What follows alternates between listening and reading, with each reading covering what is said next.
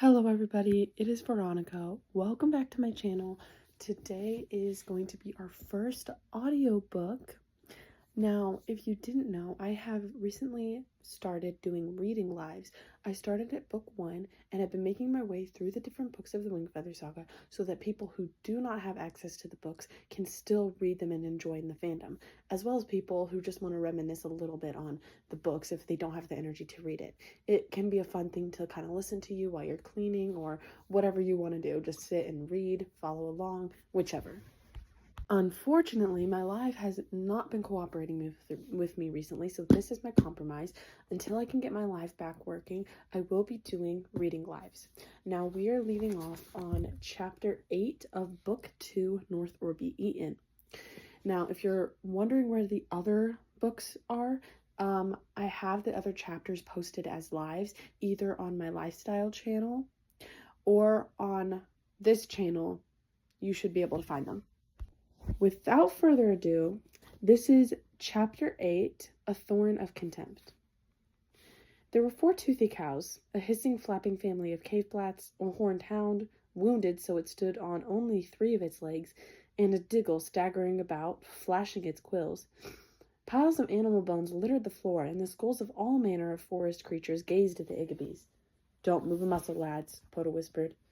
The toothy cow that had been sucking Tink's foot leaned against the side of the enclosure, breathing heavily, a sick rattle in its throat. The animals were sluggish, but Janner could see that beneath the daze brought on by the rockroach's gas, the beasts were fiery and hungry. "Wake up, Nugget!" Lily took his paw in her hands and shook it. "Nugget, please!" Nugget lay where he had fallen, a heap of black fur. The dog panted, his eyes glazed like he was lazing by the fire on the verge of a happy sleep. The rockroach's poison was stronger here. Lily scooted to Nugget's head, heedless of the beast so near, and called his name again. Tink sat on the ground and gagged the cow slobber on his foot. His shoe and the bottom of his pant leg were wet, dripping, and smelly enough that an eager band of flies already buzzed about. Nia called through the hole above them. "Boys? Lily? Are you all right?" "Aye, lass, they're fine," Poto said, not taking his eyes off the congregation of animals. He lowered his voice.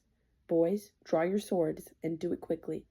Janner rose with care, tugging Tink up by the strap of his pack. "Ew," Tink moaned at the splooch that sounded when he put his weight on his wet foot. Is he really more worried about his wet foot than the situation we're in? Janner thought with a flash of anger.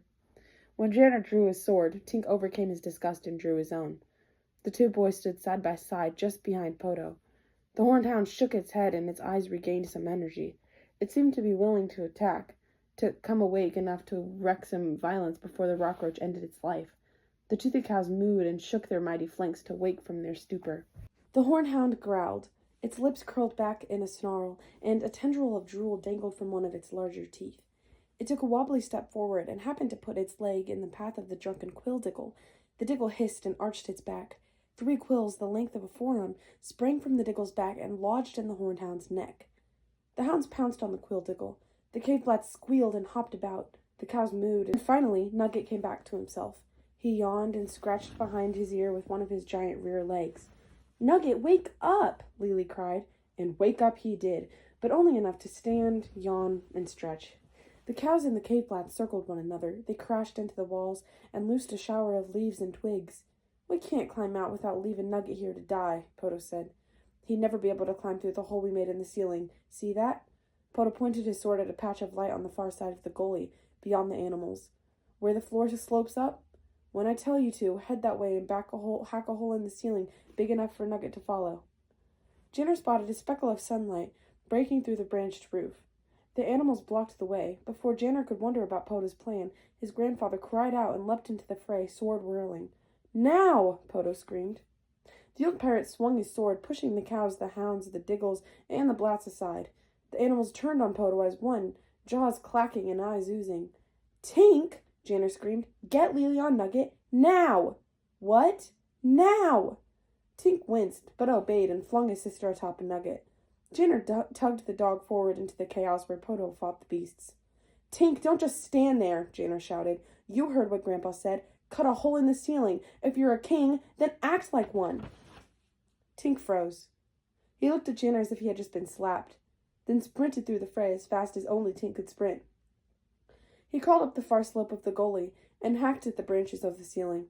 Tink's hesitation didn't last long, half a heartbeat, but in that tiny space of time, a multitude of bitter thoughts roared inside of Janner, all of them aimed at his brother like arrows. Behold, he thought again, this time without a trace of humor, the High King of Anira. Just as Janner hurried Nugget and Lily past Poto and the toothy cows, light poured in through the hole in the ceiling. Tink had made it through. He sheathed his sword and tore the branches away. Janner scrambled to the dog's rear and pushed, trying not to think about the sound of Poto's struggle just behind him. Lily leaned forward and closed her eyes as Nugget burst through the hole and bounded up the far side of the gully. Janner clapped Tink on the back. Go! Tink climbed through the hole. No hesitation this time, Janner thought.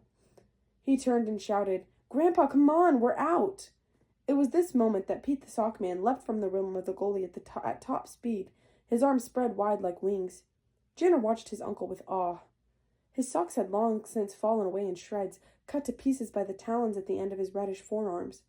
Pete's white hair trailed behind him. One of his eyebrows lay flat and low, the other arched like a curl of smoke, and in Pete's eyes blazed a single purpose: protect, protect, protect. What struck Janner most about his uncle in this moment was not the graceful leap through the air or the deadly mysterious talons, but that, amidst all the danger and panic, Arthur P. Wingfeather's gaze was fixed on him, with what Janner knew to be fierce affection. There in the gully of the Gargan Rockroach, with toothy cows below and fangs of Dang approaching, Janner felt safe. But only for a moment. Poto screamed as Pete alighted on the tangle of branches at the edge of the hole. Janner spun around, expecting to see that the toothy cows had bested Poto after all. But the cows were gone, or they were mostly gone. The upper half of a toothy cow disappeared into the mouth of... What?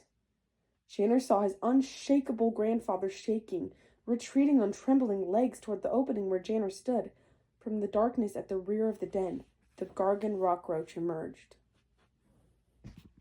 And that is the end of chapter 8. Thank you so much for listening to this chapter. The special thing I want to point out on what I liked about this chapter was how it showed Janner's resentment towards Kalmar for being the High King. If you didn't catch that, it's clearly there.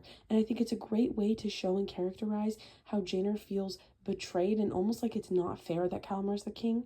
Almost like he's still jealous a little bit. He's holding on to a little bit of that jealousy of wanting to be the king, that Kalmar has that opportunity that he doesn't have. Moreover, he thinks a little part of him still thinks that Kalmar doesn't deserve to be the king. And I think the whole book 2 and going into book 3 and book 4 is showing Janner gradually getting over that and realizing we have our duties. That's it. That's it. And I think it's beautiful to really show Janner's anger and spitfire enough that we don't really see as much in the show. I think showing Janner really having his angry moments is so good, and I think it's very important and influential to his character. Anyways, thank you so much for listening.